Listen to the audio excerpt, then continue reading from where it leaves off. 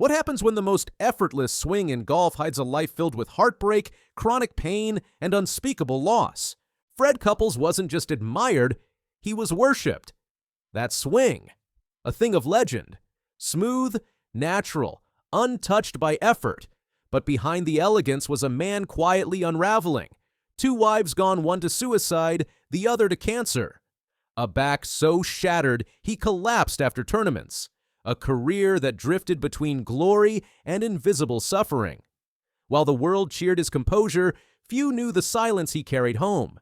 This is not just the story of a golf icon, it's the haunting truth of what the world never saw. Fred Couples' early life seemed blessed. A talented young golfer rose from Seattle's modest parks. In 1981, he married his college sweetheart Deborah, who had given up her own tennis dreams to support his rise. Their union coincided with his meteoric rise, but in 1992, they divorced after more than a decade together, and their connection faded into memory. Then on May 26, 2001, word came that haunted everyone who knew him. Deborah Couples had died by suicide, jumping from the roof of Kresge Chapel at Claremont School of Theology. She was 43. She had battled depression, car accidents, pain, and solitude. Her death was confirmed by the coroner as suicide. Her brother and friends had warned she was deeply troubled. Fred's reaction remained private. He offered no public statement. He didn't speak of it. Yet those close knew the blow hit him hard. He reportedly still cared about her, despite years apart. That silence became a louder statement than any press release. He never spoke of it much, but the silence was louder than any scream. The world never saw him crumble, but in that moment, something inside him fractured. At the height of his career, Fred won the Masters in 1992 and became world number 1. Yet by 1994, his body turned on him. A herniated disc in his lower back derailed his schedule, forcing him to withdraw from the Masters and miss months of competition. The camera captured him still gliding through tournaments, but behind the smooth motion lay agony. His swing, a powerful shoulder turn with a rigid left foot, put tremendous strain on his spine. He endured show after show with cortisone injections, therapies in Germany, and breakthrough experimental treatments like orthokine blood therapy. He flew to Dusseldorf in desperation, treated by Dr. Peter Whaling, the same doctor who helped Vijay Singh, called the results bizarre. In his words, he felt better than he did at 30. Yet relief was temporary. Pain returned, surgeries followed, and tournaments ended in withdrawals. By 2016, he missed the Masters again due to unresolved back problems. Even as recently as the 2024 Masters, at age 64, he completed 2 painful rounds, an 80 and a 76, and missed the cut, but vowed he'd return. Through it all, his public demeanor never cracked, but each swing carried a hidden cost. His swing looked effortless, but every drive came at a cost. Fred found love again in the late 1990s with Thais Baker, a woman who supported him during extended injury slumps. They married in 1998, bringing hope into his quiet private world. But tragedy struck again when Thais was diagnosed with breast cancer. She died on February 17, 2009. The heartbreak compounded an already wounded spirit.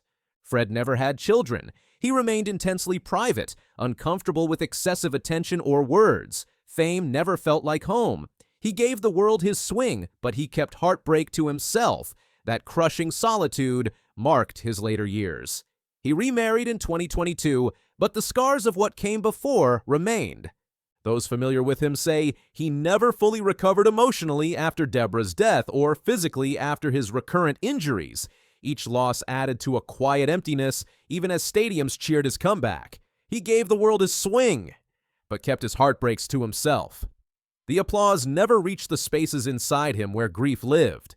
For decades, Fred embodied calm. His nickname, Boom Boom, referenced his prodigious drive distance, yet he seemed unflappable, almost detached. His image, relaxed, composed, aloof.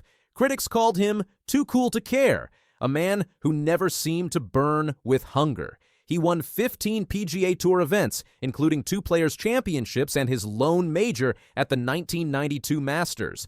But many ask, why only one major? In the early 1990s, he dominated. Player of the Year in 1991 and 1992, Varden Trophy, moneyless leader. He rose to #1 in the rankings, and his swing was poetry. Yet, once back pain hit, consistency vanished. He didn't win again until 2003. Some peers felt his internal battles held him back. He never publicly linked his personal tragedies to career lapses, but the timing is hard to ignore. After Deborah's suicide and recurring surgeries, his game slowed, emotional drive dimmed. Unofficial events and silly season tournaments became his focus. Rich paydays without the grind, but those wins didn't burn long in memory. Fans admired his swing. Analysts wondered what heights he might have scaled if not for silent grief and relentless pain. He remained competitive into his 60s on the senior tour, even setting records at the Masters as the oldest player to make the cut in 2023. Yet many say he never played freely again. He was talented beyond measure, but tragedy and physical breakdowns muted his final crescendo. Fred Couples is not defined by tragedy, but tragedy shaped him. His story reminds us that behind glory lies lives complicated by loss. He won the world's most prestigious tournament in 1992, became a global icon, and inspired countless players. Yet his path veered into a silent fight against pain and sorrow that few fans ever saw. He stood as an emblem of grace under pressure, a man who collapsed after rounds, who should have quit but walked on anyway, who still showed up.